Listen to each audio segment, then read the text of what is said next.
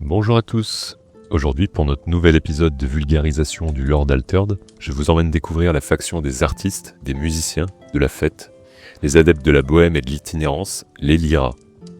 On va profiter de cette atmosphère artistique pour tenter une narration sur un fond musical, et vous me direz si ça vous convient mieux.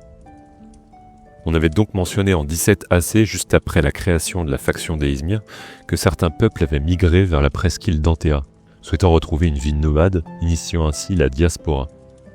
Mais ce n'est qu'en 59 AC que ces nomades modernes se fédèrent sous la bannière des Lyra. Les Lyra sont des individus profondément sensibles qui voient le monde comme une grande symphonie de sensations. Pour eux, chaque chose, chaque être vivant dégage une émotion, une vibration, une couleur qu'il faut accueillir et ressentir pour en comprendre la beauté. Là où d'autres craignent le tumulte, les Lyra y voient au contraire une source inépuisable de création. Le monde est changeant, chaotique, éphémère, tant mieux, c'est de cette impermanence qu'ils puisent leur inspiration. Ce sont des vagabonds, des conteurs, des artistes qui vivent en quête de nouveautés et de transcendance. Certains les jugent instables, esclaves de leurs émotions, mais c'est précisément dans ces émotions qu'ils puisent leur force. Pour un Lyra, l'existence est un dialogue permanent avec l'univers. Et dans ce dialogue, chaque instant devient une célébration, chaque rencontre une transformation, chaque émotion une étincelle créatrice. La sensation est la pierre angulaire de la philosophie des Lyra. Comme vous l'avez probablement compris, ils s'expriment le plus souvent par le biais de la danse, du chant, de la peinture ou encore de la poésie et des discours. Mais même si leur proximité avec les domaines artistiques est indéniable, les Lyra ne se restreignent pas seulement à leur pratique. Ce sont aussi d'excellents communicants, des pédagogues de talent, d'adroits artisans et des architectes inspirés.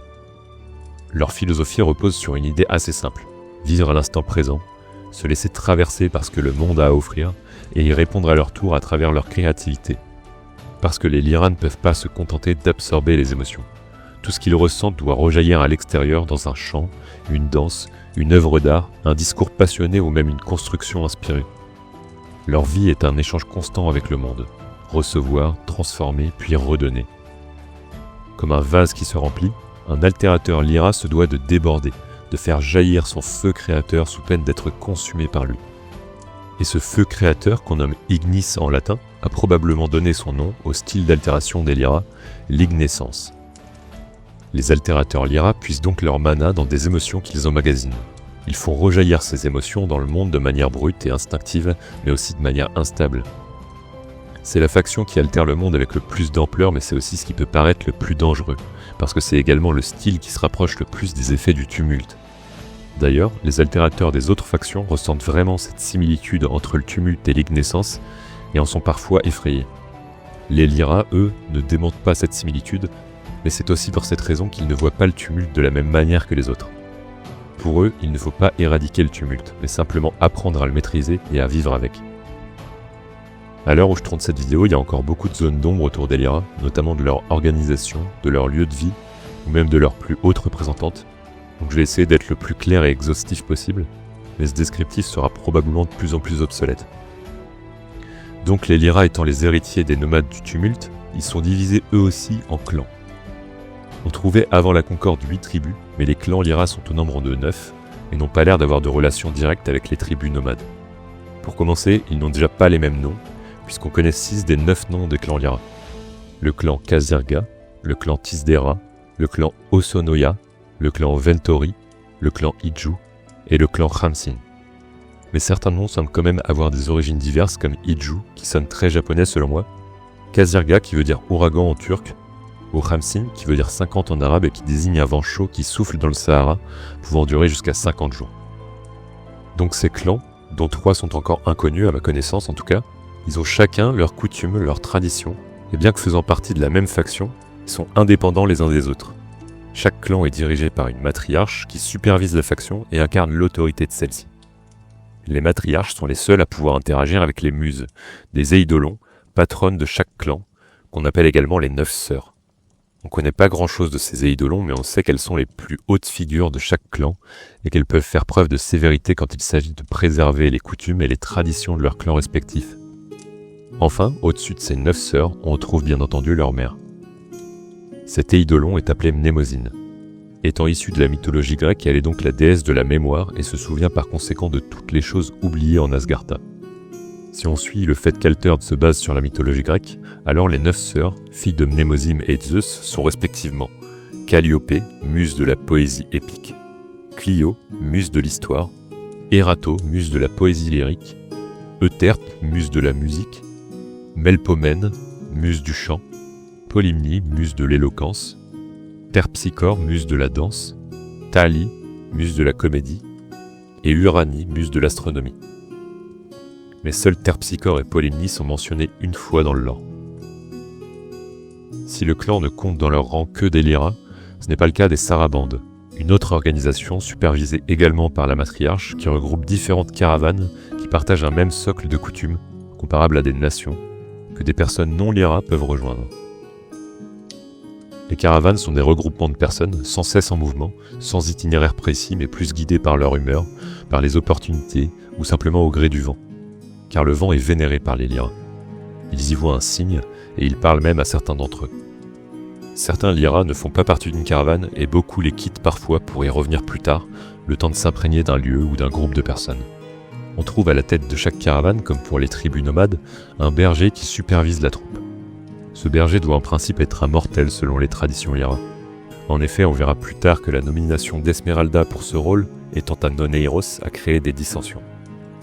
Chaque clan a une caravane principale et le berger de celle-ci supervise également les autres caravanes du clan, bien que le berger soit lui-même dirigé par la matriarche.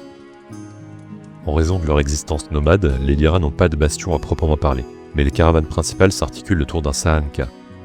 La Sahanka peut être une bâtisse, un palais ou même une petite ville qui marche ou avance au même rythme que les processions. Elles se déplacent grâce à l'altération et transportent leurs habitants tout en les protégeant contre le tumulte.